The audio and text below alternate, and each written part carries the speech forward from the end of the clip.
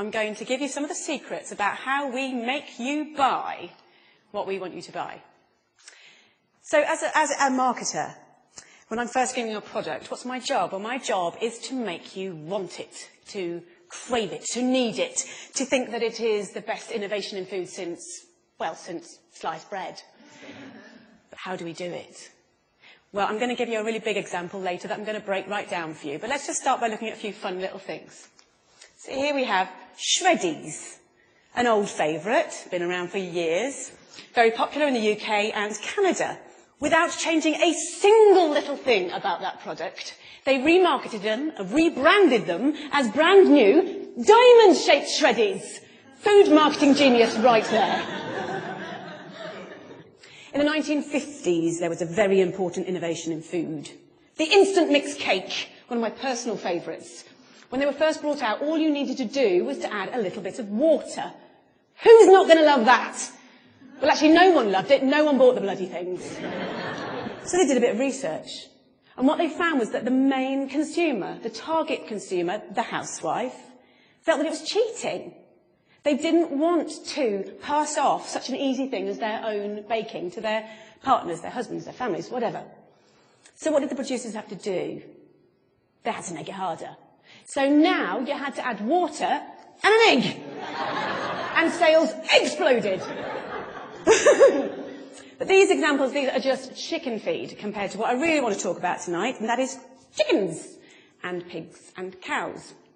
So when we think about where chickens, etc. come from, we think about something a bit like that. That's sort of our instinctive idea. But we all know if we really think about it, if we think about it deeply, it's probably a little bit more like that. But that's a lot nicer. It's a lot more romantic. So how do we give you this impression? Well, there are 3 techniques that we use. The third of which is our secret weapon, and I am going to blow it for you tonight, so please stay primed for that. Let's look at technique number 1. Everybody believes what's on the label. So let's look at some examples. Some of my favourites, some of the ones I use all the time. I'll use Farm Fresh. I'll use 100% natural. I'll use Butcher's Choice. But what does that really actually mean? Well, truthfully, it doesn't mean very much. We see that on the label, we feel a bit more confident. But let's have a look at what a farm really looks like. It probably looks like that. Now, this is a concentrated animal feeding operation. I'm going to run that past you again. It's a concentrated animal feeding operation. That's not going to look great on a label. Hence, we use Farm Fresh. Innovation number 2. This is what we use. We focus on progress. Intensive farming was born out of necessity. At the end of the Second World War, resources were extremely tight. Farming had to be by necessity very, very economical. And we've learnt from that, and we've built from that, and we're able to now raise more and more animals in smaller and smaller spaces. So we've got extremely good at it. If we looked at a room of about this size, and this were turned into a chicken barn, it's a 100-seat theatre, how many chickens could we probably fit in this room now? I'm going to say about 4,000. It's pretty impressive, isn't it? It'd probably look a little bit like that. Now, the public aren't going to be massively keen on that idea, and it's my job to make them feel a little bit better about it. So how do I do it? Well, a basic principle of marketing. We use the right choice of words, and by using the right choice of words, we can make the conversation, we can focus the conversation the way we want it to. So we'll use an example like this. When you look at that picture, where is your eye drawn? It's drawn right to the middle of the page, massive letters, we've got strive to optimise. What we're looking at in the picture, in reverse, looks a bit like that, but this looks a lot nicer, because we're looking at strive to optimise. It makes us feel that there's progress. We feel good.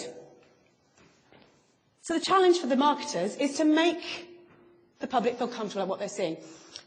One of the side effects of intensive farming, of having so many animals in such a small space, unfortunately, is obviously disease, because you put so many animals into a small space, they're going to get sick. It is no secret that 50% of all the antibiotics in the world are used on farmed animals. So how do we make the public feel okay with this? How does that happen? My job. How do I do it? I use the language of innovation. So we're going back to our old friends at porkcares.org. And what they do is they say, as farming has become more efficient, veterinarians have incorporated new technologies and methods into practice. This makes us feel good. This is positive. Yeah? This is progress. And when we're then marketing to future consumers, we would perhaps use something like this. This is a colouring book. Pigs and pork. It's absolutely gorgeous. And what we're doing here is we're getting the children to focus on the fact that we're using innovation. So by bringing the pigs out from the muddy fields and into the clean barns, we're taking them away from all that nasty, dirty mud and all the diseases that are lurking there within. Positive. So on to our secret weapon. This is what we really need to focus on. So these two techniques alone, they are not going to work. We need a secret weapon, number 3. It is actually in this room right now. Secret weapon! It is you. So how do we do it? When you're in the supermarket, you don't want to think about where those products have come from. You don't want to think about how those animals have been reared, how they've been treated. The power of willful ignorance cannot be overstated. This is systemised cruelty on a massive scale, and we only get away with it because everyone is prepared to look the other way. Thank you.